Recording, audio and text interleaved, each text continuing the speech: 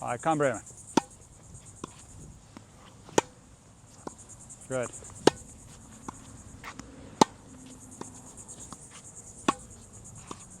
Okay, go again. Time, come. Okay. Go again. Again.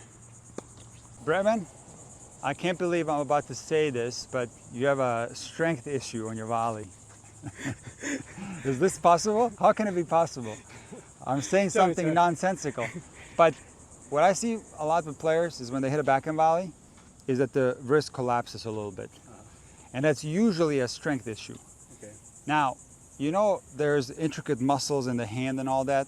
And even though you're unbelievably strong, I do believe that there's a little bit of a weakness here on the backhand volley. 100%. Not sure how aware you are that this is happening, but every backhand volley you hit, there's a drop of the racket like this. And when that happens, it can lead to inconsistencies. If that racket gets dragged down a little too early, it influences the contact, it makes it less stable, and you start missing a tremendous amount of backhand volley. So we're going to do a drill to strengthen these intricate muscles in your hand and your forearm. And we're going to put one hand behind the back, and we're just going to volley back and forth to each other. And the fact that you're not using your left hand makes it a lot more difficult, trust me. Because this hand helps a lot with fatigue in your hitting arm. So you're going to put it behind the back, do one forehand, one backhand, and this trains the arm and makes it more stable. Remember we talked previously about how to hold a racket. This is one example of a shot where you do want a tighter hold. So don't be afraid to hold a little bit tighter so that the wrist doesn't collapse. Okay. All right, one hand behind the back, and you come back to me. Come. Come on, firm. I don't want to see any droppage. Racket face neutral. Don't open it up too much. Come. Good. Good, Bremen. Nice one. Good. Don't drop. Come on, keep it firm. Again. Another one. Yes. Again. Get down when it's low. Get down. Bend your knees when it's low. Good. Again. Nice job. All right, now we're going to transition to feeding. You hit it away from me. Away from me. Away from you? Yep. But keep the technique clean. Keep the technique clean. Don't drop it. Come. Good. Again. Try to freeze the racket at the moment of contact. Squeeze and freeze. It's the squeeze and freeze technique. Go again. More clean on the backhand. Cleaner. Cleaner. More compact. Yes. The racket is still dropping a little bit. Keep it up. It's still dropping, Bremen. Again. Come again. Again. Again. Firm. Keep it clean on the forehand. Clean. Go again. Another one. One more time. All right, good enough. You feel something in your hand? You're feeling it? So I want you to do this exercise several times per week. When you're warming up with your partner, tell them, let's do some volleys, and you just put one hand behind the back and volley like that. And I'll tell you, it's going to help you. My difficulty, yeah, it's always been on the backhand volley. On the backhand side. Because I don't track, like my eye that I see better. Yeah. It's this one, and I don't turn well enough. And I'm always, okay, gotcha. Keeping it here, I keep looking forward a lot of times. Yeah. So that contact point, to get it clean, yeah, is it's been hard. Okay, so put extra effort. So when it comes to the technique, apart from the feels weak, like you said. Apart from the wrist collapsing, you need to think of the volley more as a deflective shot. And I want you to make the finish as clean as possible. So when you get a backhand, you're going to be here. When you get a forehand, you're going to be here. You know, the tip of the racket always to the outside. There was definitely too much movement on the forehand volley. You know, there's maybe even some wrist movement. So let's do one more round of the same drill, hand behind the back, and you make this volley as clean as possible. Forehand, here. Backhand, here. Forehand, here.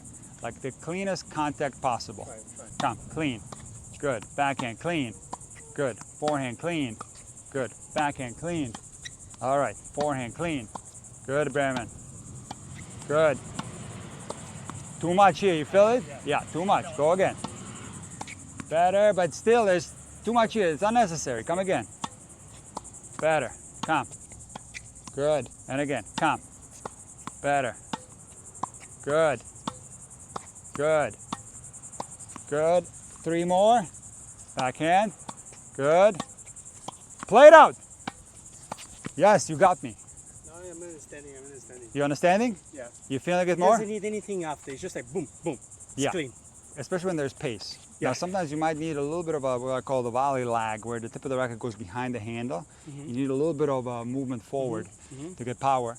And There's time, right? a lot of times what happens on the volley is that when you intend to squeeze and freeze, when you intend to make the contact very solid and stable, naturally the racket goes towards the body shortly after contact.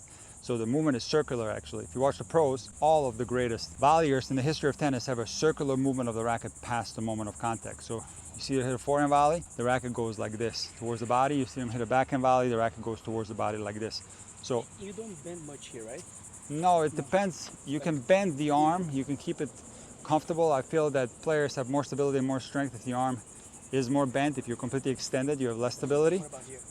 On the backhand? Same on the backhand. It's a little bit less than the forehand, but you don't want to be completely straight, slightly bent.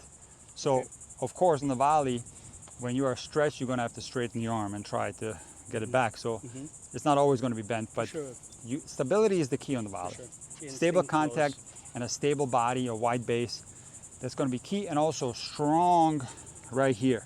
So there's not movement. So a lot of juniors have problems on their backhand volley because they're not strong enough, and it just collapses like this. So this has to be trained, and it makes sense because I didn't think about it. Yeah. But if you you were talking about my hand. Yeah. So it's like a link, right? Yeah. When I just unlink my hand, Yeah. it feels weaker. Yes. You know, like it feels weak. Yes. But then the moment I was finding that pop, Yes. like short, Yes. it felt stronger. Yes. Because everything is connected. I want you to keep it like that. Now, what you were having trouble with in the match against Shamir was a transition volley. So you were coming to the net, you had a hard time moving forward and hitting volley. So I'd like to practice that now. Okay. Where you have to hit in transition, but you have to do it in a very specific way. Okay. You can't like transition and try to stomp and stop. You're going to lose balance, and it's going to influence your swing path on the volley very negatively, and you're going to make mistakes. So you have to transition through the contact and make at least 1 or 2 steps after the contact. So this is what I call contact 1, 2. You're going to make contact 1, 2. And you try that the contact is dynamic, so you don't want to stomp into the contact, but rather flow through the contact where one of your feet is in the air as you're making contact. So it's contact 1, 2. So let's do this. You're going to go behind the service line. I'm going to give you like a little floater volley. You're going to come in, play it, and then go back behind the service line. Then we'll do the same thing on the backhand. Okay. Good. And go behind the service line and backhand. Come. Transition through. Look. Watch. To get a backhand, you transition through. 1 or 2 steps afterwards. Same on the forehand. Ready? Come. In there. Good. Beautiful job. And those transition steps have to be very small, or you're going to run into the net, okay? Backhand. Come, come, come. You're having a harder time on the backhand because you're yeah, you're stomping a little bit. You're getting stuck. Remember, keep the steps closer together on the backhand volley. Don't try to stomp. Come on. Better. Okay, behind the service line. Come. Go, Bremen. What's wrong? Judging the bounce, maybe. No, I'm hitting it like kind of soft into my own court, so you have to really sprint. You have to sprint. I feel like I'm getting there, but then it's not there. No, it's like really short. It's very short. You have to go very fast. Okay. I'll do it again. Contact 1, 2. Beautiful job. You have to be very explosive. Come, explode. Don't do so much on that backhand. And also, very similar to your slice, don't open the racket face like that. Keep it more neutral and make sure you're in a continental grip. Okay. Again, come, explosive. Okay, better. And again, backhand, explosive. Come, Bremen. Come, come, come. Better. And again, forehand, come, explosive. Get in there. Beautiful job, Bremen. Nice. And again, backhand, come, explosive. Go, go, go, go. Better. 2 more. Forehand, come. Get in. Go, go, go, go, go. Beautiful job. And 1 more. Match point. Yes, sir. Way better. So one thing that I want to tell you, like when the ball gets higher on you, you do have to swing down a little bit. Okay. Still have a circular swing path. And then when the ball is lower, you do want to open up the racket face. So that's something that we can talk about next time. Sounds good. But now let's take a look at your overhead, okay?